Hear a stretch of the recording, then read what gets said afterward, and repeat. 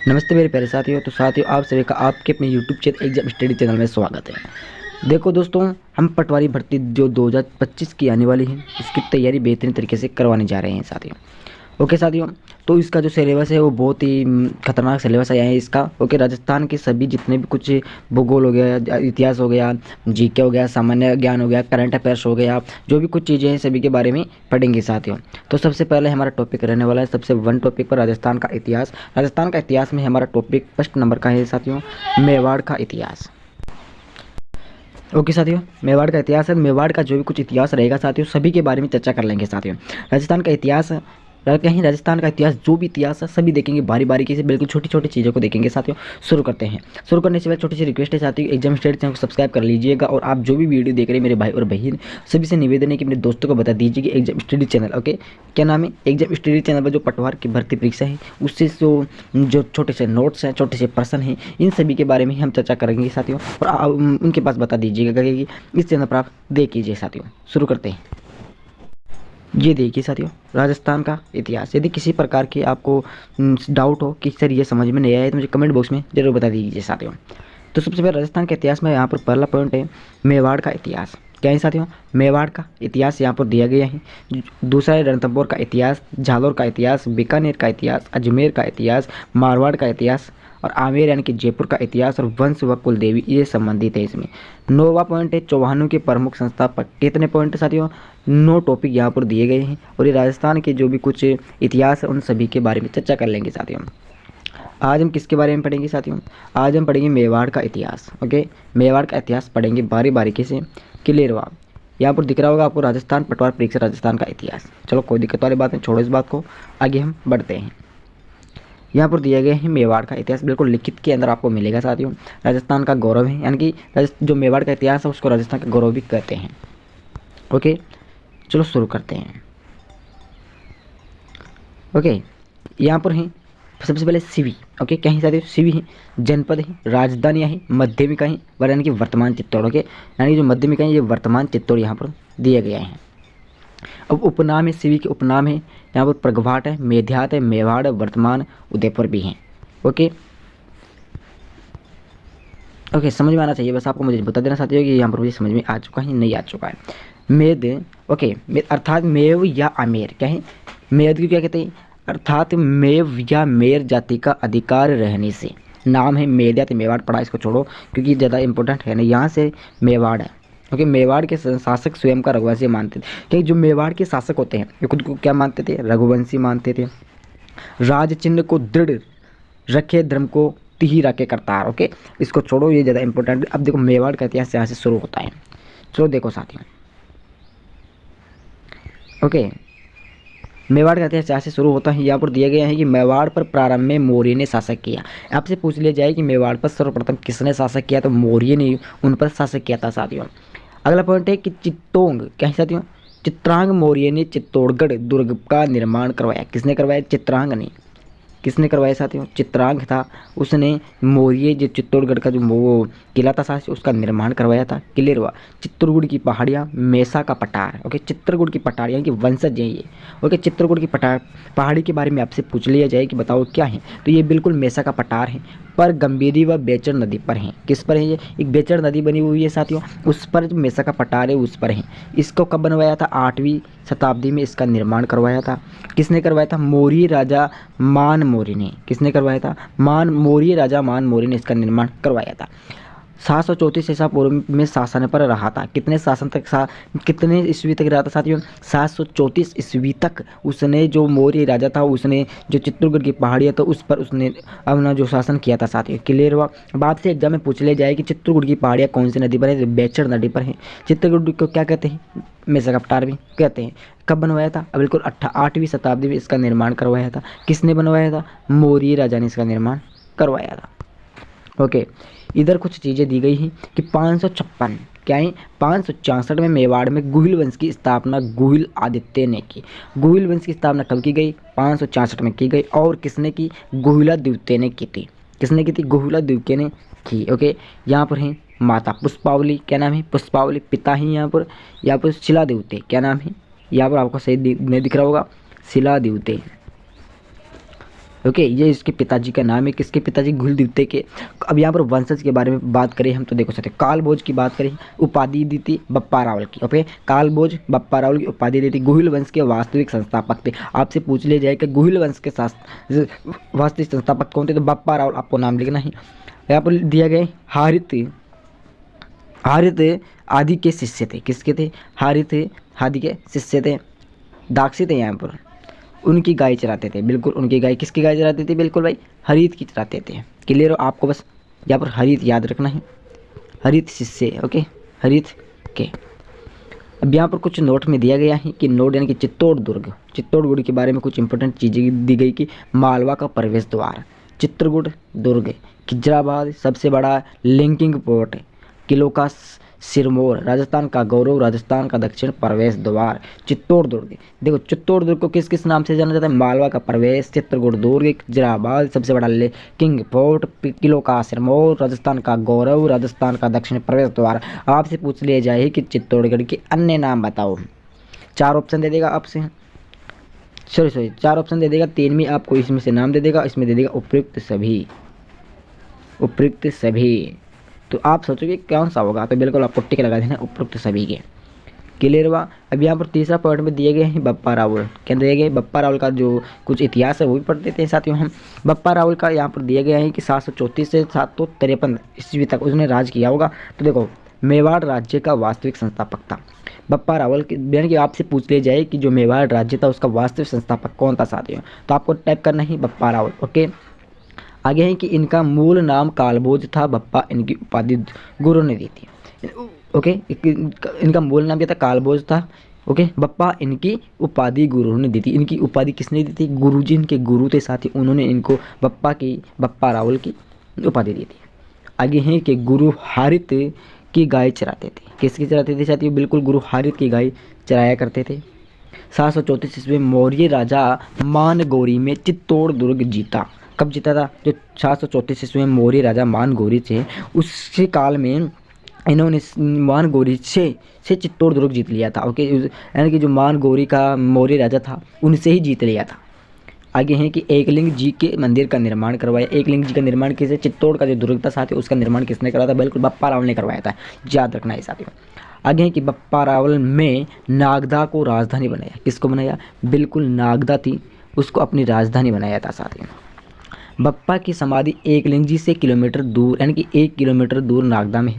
यानी कि आपसे पूछ लिया जाए कि बप्पा रावल की समाधि कहाँ पर है, नागदा में है। कितने किलोमीटर हैं भाई, 1 किलोमीटर है। और किससे दूर हैं, तो बिल्कुल एकलिंग जी से। एकलिंग किसे कहते हैं भाई, चित्तौड़गढ़ जी को कहते हैं। चित्तौड़गढ़ दुर्ग है उसको ही एकलिंग के नाम से जाना जाता है, याद रखना, याद हो जाएगा। आगे दिया गया है आलू रावल। क्या नाम थे, अल्लट या फिर आलू रावल यानी कि बप्पा रावल के पेशज। क्या नाम थे, बिल्कुल थे अल्लट ने। क्या है, अल्लट ने, यहाँ पर पता नहीं समझ में नहीं यार, राजकुमारी है, हूण थे भैया, हूण ने राजकुमारी हरिमा देवी से विवाह किया। किसने किया, बिल्कुल अल्लू रावल था, उसने जो हरिमा देवी है उससे विवाह कर लिया। क्लियर हुआ। अगला पॉइंट है कि अल्लट के काल में नौकरशाही व्यवस्था प्रारंभ हुई। नौकर जो शाही व्यवस्था होती है वो अल्लट के काल में प्रारंभ हो गई थी। आगे है कि हूण एक विदेशी लड़ाकू था। क्या था, हूण बिल्कुल एक लड़ाकू था साथियों और विदेशी लड़ाकू था।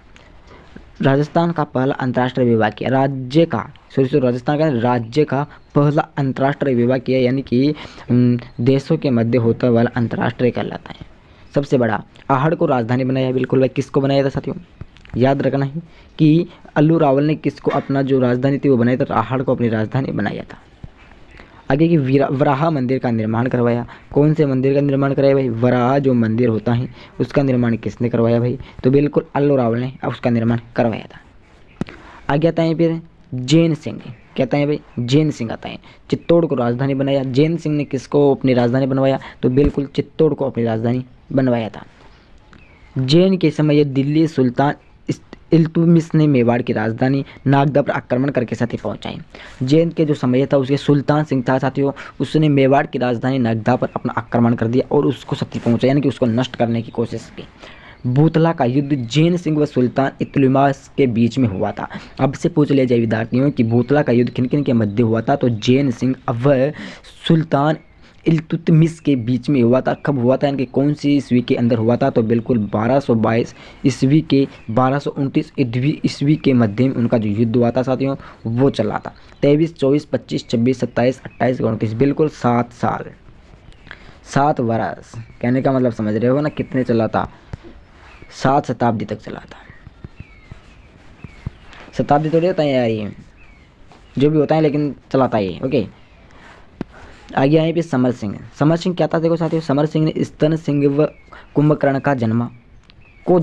समर सिंह ने रतन सिंह व कुंभकर्ण को जन्मा।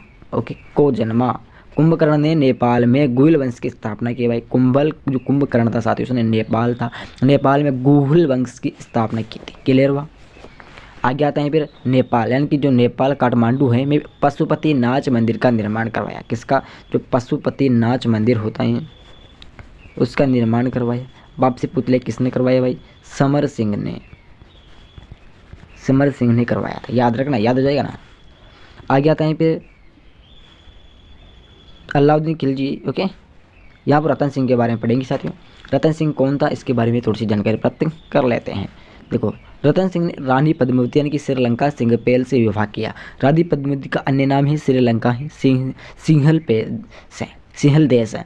ओके, से विवाह किया था साथियों। 28 जनवरी 1303 में दिल्ली शासक ने आक्रमण किया चित्तौड़ पर। ओके, अलाउद्दीन खिलजी ने। ओके, 28 जनवरी 1303 में दिल्ली के शासक का क्या नाम था, अलाउद्दीन खिलजी था, यानी कि एके ने आक्रमण किया चित्तौड़ के पर। ओके, 26 अगस्त 1303 को चित्तौड़ को अलाउद्दीन खिलजी ने जीत लिया। भाई अब सिर्फ एक प्रश्न पूछा जाएगा कि अलाउद्दीन खिलजी ने चित्तौड़ को कब जीता, तो आपको टाइप करना है 26 अगस्त 1303 को जीता था अलाउद्दीन खिलजी ने। आगे है कि युद्ध में घोष व बादल यानी कि चाचा भतीजा, युद्ध में घोष यानी कि चाचा और बादल भतीजा ने अलाउद्दीन खिलजी पर भयंकर आक्रमण किया था। भाई कैसे किया था, भयंकर आक्रमण किया और वीर गति को प्राप्त हो गए। क्लियर हुआ। क्योंकि चाचा आपसे एक एग्जाम में इस प्रकार से पूछा जा सकता है कि गोरा व बादल क्या है। ओके, गोरा है व बादल क्या है, तो आपको लिखना चाचा भतीजा। ओके, पूछा जा सकता है। आगे है कि रानी पद्मिनी में 1600 स्त्रियों को साथ जौहर किया। 1600 स्त्रियों, रानी पद्मिनी 1600 स्त्रियों के साथ जौहर किया। मेवाड़ का प्रथम साकार राजा का दूसरा शाखा, राजस्थान का सबसे बड़ा शाखा। ओके, मेवाड़ का प्रथम साकार राजा का दूसरा साकार कौन है, रतन सिंह है। राजस्थान का सबसे बड़ा शाखा कौन है, रतन सिंह है। सॉरी जौहर मेला के बारे में बात है। जौहर मेला जिसको नवरात्रा कहते हैं। क्लियर हुआ। अलाउद्दीन खिलजी ने अपने पुत्र खिलजी खां को राज्य सौंपा। किसको सौंपा, अब आपसे पूछा जा सकता है साथियों, बहुत सारे को पता नहीं होगा कि अलाउद्दीन खिलजी का बेटा का क्या नाम है, तो बिल्कुल है खिलजी खां। ओके, चित्तौड़ का नाम बदलकर खिरजाबाद कर दिया, उसके बेटे के नाम पर कर दिया। क्या नाम कर दिया, खिरजाबाद कर दिया।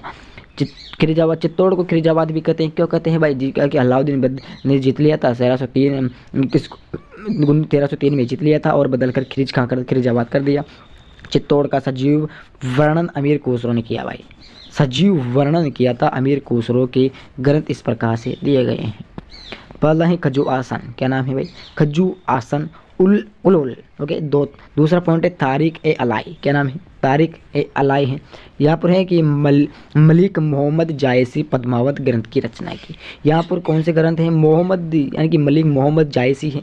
ओके, पद्मावत ग्रंथ की रचना की थी। क्लियर हुआ। आपसे पूछा जा सकता है एग्जाम में कि पद्मावत ग्रंथ की रचना किसने की थी, भाई मलिक मोहम्मद जायसी ने की थी।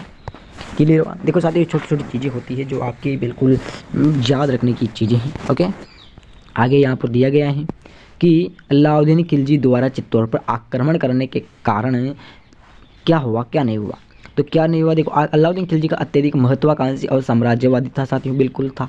चित्तौड़गढ़ यानी कि दुर्ग का साम्राज्यिक महत्व, भौगोलिक स्थिति, सुंदर रानी पद्मावती को यानी पानी की लालसा, सुंदर रानी पद्मावती को पानी की लालसा किसको थी, अलाउद्दीन खिलजी को तो, और वो कहाँ की रानी थी, चित्तौड़ की रानी थी। भाई साथियों याद रखना है। खिलजी खां 1313 ईस्वी में मालदेव चौहान यानी कि कान्नौर देव का भाई को राज्य सौंप कर चला गया। यानी कि जो खिलजी खां उसका भाई का क्या नाम था भाई, महालदेव, यदि ऐसा याद नहीं है तो कान्नौर देव का भाई का क्या नाम था, खिलजी खां था। 1303 ईस्वी में राज्य सौंप कर चला गया था साथियों। मालदेव चौहान ने सिसोदा गांव में साम्राज्य का विस्तार किया। जो मालदेव चौहान था सिसोदा गांव था, साथ ही उसमें अपने जो साम्राज्य था वो स्थापित करने में लगा हुआ था, वहाँ पर ठहरने का यानी कि राज करने का प्रोग्राम चल रहा था। ओके, मालदेव चौहान पुत्र जय सिंह जैसा सिंह। मालदेव देव था, उसका बेटे का क्या नाम है भाई, जेऊ सिंह है। ओके, जेऊ सिंह ने जय सिंह यानी कि जैसा सिंह है। ओके, हमीर देव जीत गया यानी कि सिसोदा गांव हमीर देव सिसोदिया आक्रमण करने पर, कहने का मतलब हमीर देव ने सिसोदिया ने किस पर आक्रमण किया भाई, जैसा सिंह पर आक्रमण कर दिया और हमीर देव जीत गया था भाई साथियों, याद रखना है। कौन जीत गया था, हमीर देव जीत गया था, याद आ गया ना समझ में। ओके, अब आगे आया है यहाँ पर महाराणा हमीर देव, महाराणा प्रताप सिंह नहीं है यहाँ पर भाई, महाराणा हमीर देव आया है। चलो कोई दिक्कत वाली बात नहीं है। मेवाड़ में सिसोदिया वंश की नींव रखी थी भाई, मेवाड़ में सिसोदिया वंश की, सिसोदिया यहाँ पर एक गांव भी है और वंश भी है।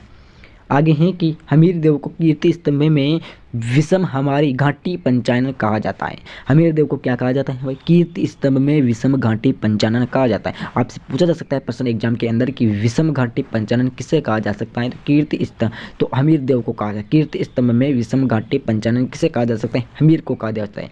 ओके, हमीर देव को रसिक प्रिया में वीर राजा कहा जाता है। रसिक प्रिया क्या है, यहाँ पर ग्रंथ है भाई।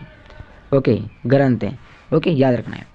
इसके समय मेवाड़ के राजा महाराणा कहलाए, यानी कि जो हमीर देव का जो राज्य था उसका जो शासक था उसके समय ये महाराणा कौन कहलाए, राजा महाराणा कहलाए, महाराणा प्रताप सिंह। हमीर देव को मेवाड़ का उद्धारक कहा जाता है, यानी कि राजा कहा जाता है। मुख्यतः मेवाड़ का उद्धारक भामाशा को कहा जाता है। उद्धारक किसको कहा जाता है, भामाशा को कहा जाता है। भामाशा भी एक व्यक्ति था साथियों। ओके, व्यक्ति था साथियों, इसको अन्य नहीं कह सकते हैं, राजा कह सकते हैं। चित्तौड़ दुर्ग में अन्नपूर्णा माता का मंदिर बनवाया साथियों। किसका, अन्नपूर्णा माता का मंदिर, बिल्कुल इंपॉर्टेंट है साथियों, बहुत ज़्यादा एग्जाम में पूछा जा सकता है। अन्नपूर्णा माता का मंदिर कहाँ पर स्थित है, बिल्कुल चित्तौड़ दुर्ग में स्थित है भाई। आगे है कि जानकारी, यानी कि हमीर मर्दर्शन ग्रंथ लेखक जय सिंह सूरी। जानकारी की आपके लिए बता दो, हमीर जो ग्रंथ हैं उसका जो लेखक कौन है, जय सिंह सूरी है।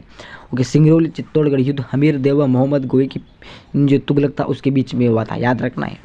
ओके, यह इंपॉर्टेंट चीज लाइन लिखी हुई है कि सिंगरौली चित्तौड़गढ़ युद्ध हमीर देव व मोहम्मद बिन तुगलक के बीच में हुआ था। सिंगरौली का जो युद्ध हुआ था, याद रखना है।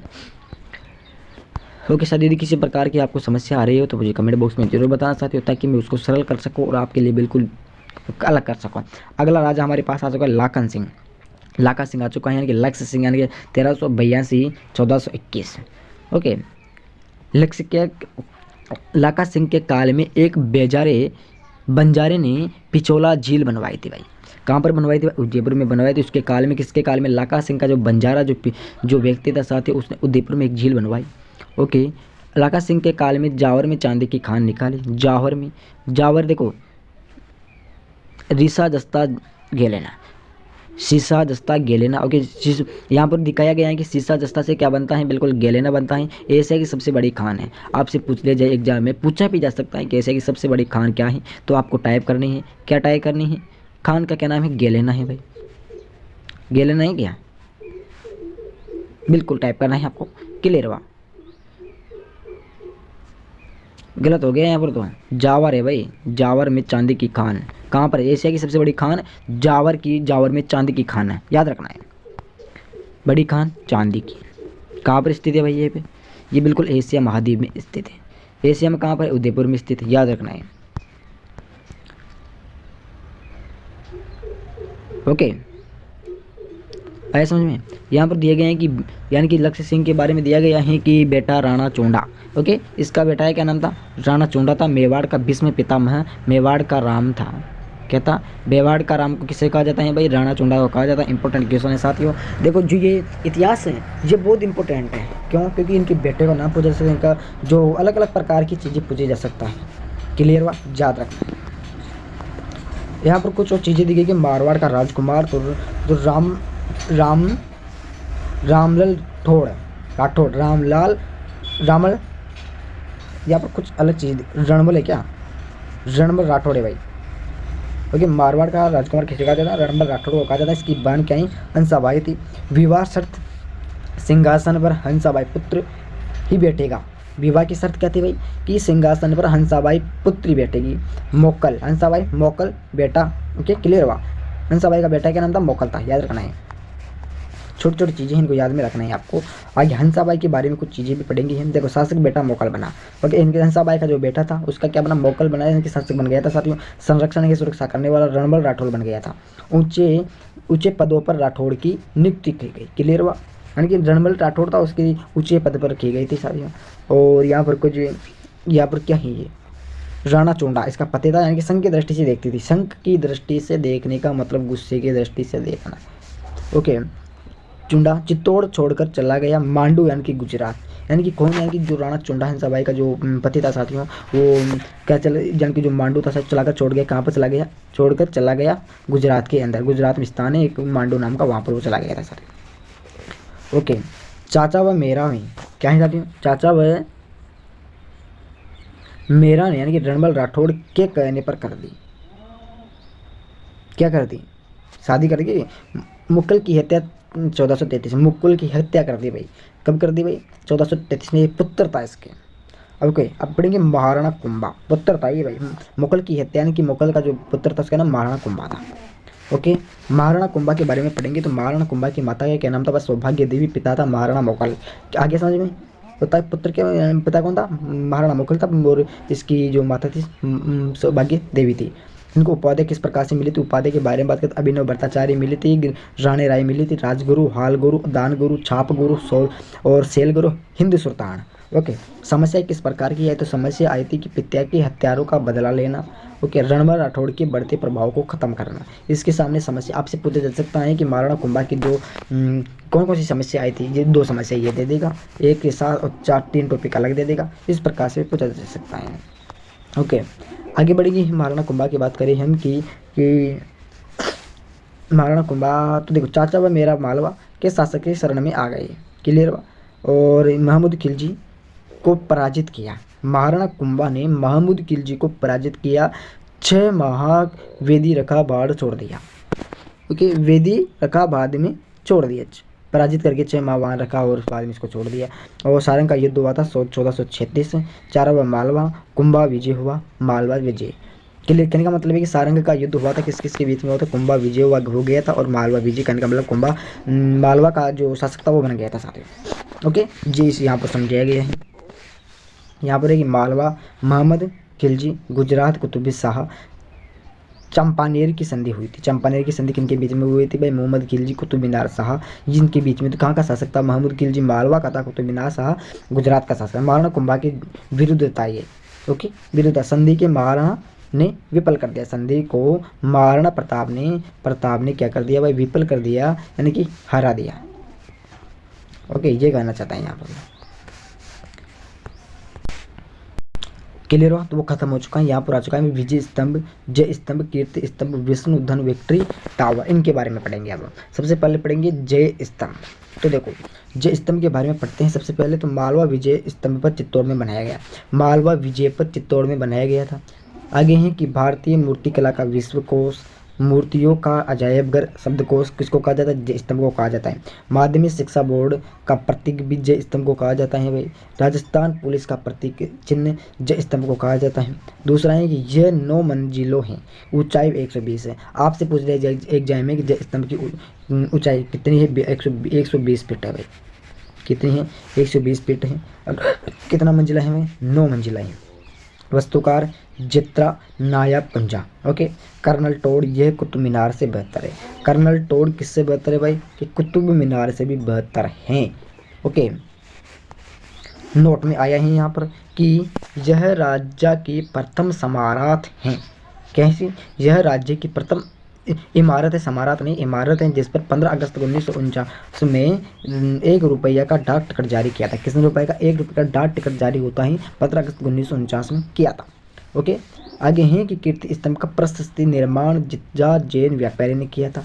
रचनाकार किसने किया? महर्षि अत्रि, बाद में बेटा महेश मड्डू। ओके, 1600 ईस्वी में, 1460 में। विजय स्तंभ से 1 किलोमीटर दूर है। कौन सा? महर्षि अग्नि। ओके, ये किया था।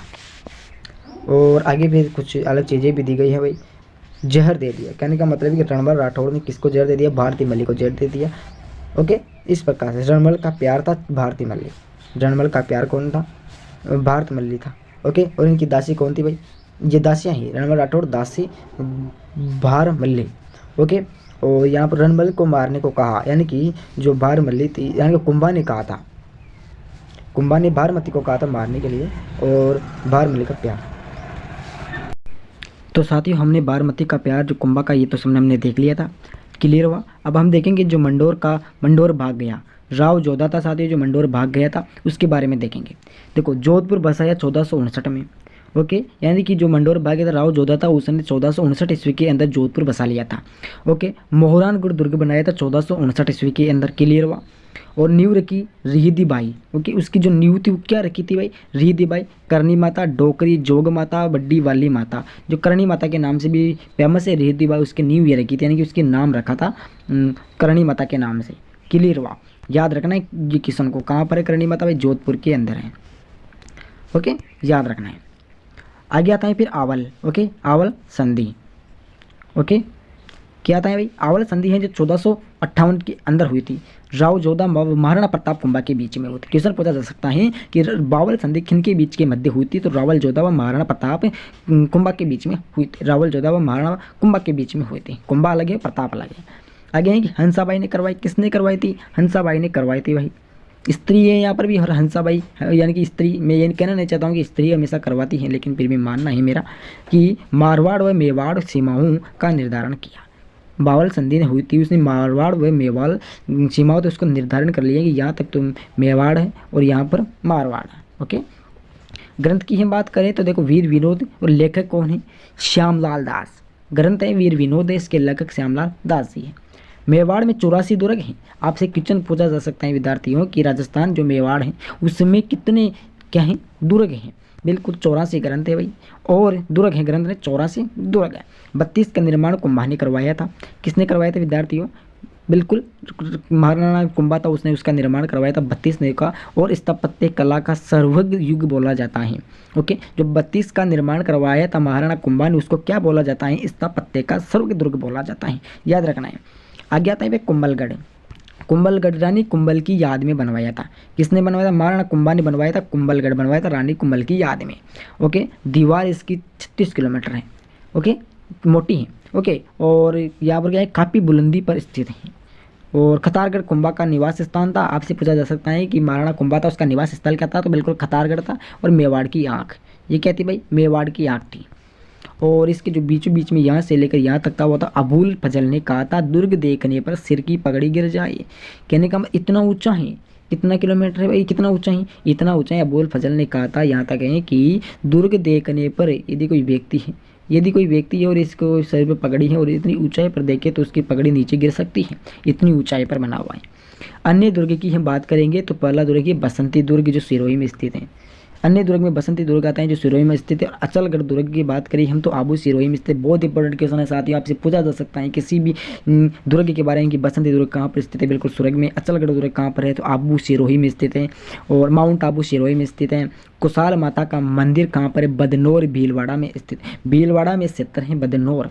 ओके, यहाँ पर है कुंभ श्याम मंदिर जो चित्तौड़गढ़ में स्थित है, याद रखना है। 1460 ईस्वी का कुंभलगढ़ शिलालेख कुंभा की जानकारी देता है। जो 1460 ईस्वी का जो कुंभलगढ़ शिलालेख है, पत्थर का शिला होता है, वो किसकी याद दिलाते हैं भाई? कुंभा की याद दिलाता है, या फिर उसकी जानकारी हमें को प्रदान करवाता है। और आगे क्या है भाई?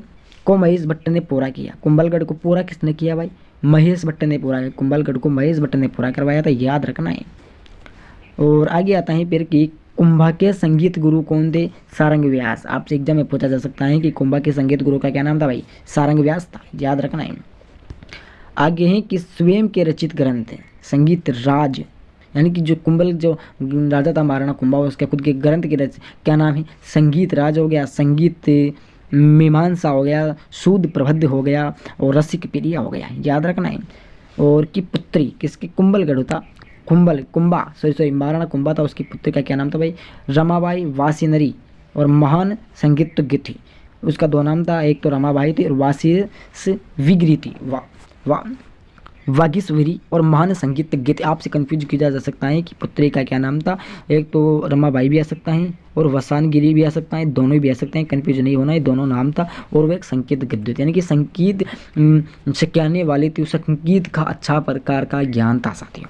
ओके, आगे देखेंगे हम। आगे यहाँ पर कुछ दिया गया है कि कुंभा ने एकलिंग महात्म्य ग्रंथ की रचना प्रारंभ कर दी। एक लिंग था, चित्तौड़ का दुर्ग था, एक लिंग महामय में ग्रंथ की रचना प्रारंभ कर दी। देखो यहाँ पर कुछ चीज़ दी गई है। एक लिंग के बारे में बात करेंगे सबसे पहले कि रचना पूरी की। एक लिंग रचना पूरी की तुलना पुराणों से की गई। एक लिंग की जो तुलना है किससे की गई, कि तुलना पुराणों से की गई। भाई महाराणा कुंभा की बात करें, वैतनिक कवि थे और कहने व्यास था। चलो कोई दिक्कत वाली बात नहीं, इतना कुछ आएगा नहीं है तो इसे जूम आउट कर लेते हैं इसको हम। यहाँ पर 1468 कुंभा बेटा, यहाँ पर कन्फ्यूज नहीं होना है आपको, इसको थोड़ा बारीकी से समझा देता हूँ ये आपको। कुंभा 1468 कुंभा, और कुंभा रायमल कुंभा का दूसरा बेटा राजा बना। ओके, इसको बाद में पढ़ाता हूँ आपको। देखो साथियों, ये जो चीज़ें बची हुई है उसको हम कल पढ़ेंगे। ओके, आज इतना ही काफ़ी है। जय भारत।